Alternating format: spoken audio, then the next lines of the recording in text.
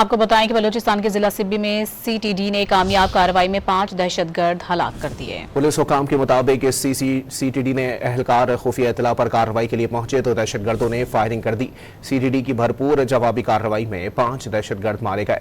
हलाक दहशतगर्दों के कब्जे से असलहा और गोला बारूद मिला है। आपको बताएं कि बलूचिस्तान के जिला सिब्बी में सीटीडी ने कामयाब कार्रवाई में 5 दहशतगर्द हलाक कर दिए। पुलिस हुकाम के मुताबिक सीटीडी ने एहलकार खुफिया इतला पर कार्रवाई के लिए पहुंचे तो दहशतगर्दों ने फायरिंग कर दी।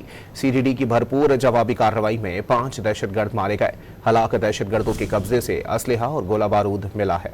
आपको बताएं कि बलूचिस्तान के जिला सिब्बी में सीटीडी ने कामयाब कार्रवाई में 5 दहशतगर्द हलाक कर दिए। पुलिस हुकाम के मुताबिक सीटीडी ने एहलकार खुफिया इतला पर कार्रवाई के लिए पहुंचे तो दहशतगर्दों ने फायरिंग कर दी। सीटीडी की भरपूर जवाबी कार्रवाई में 5 दहशतगर्द मारे गए। हलाक दहशतगर्दों के कब्जे से असलहा और गोला बारूद मिला है।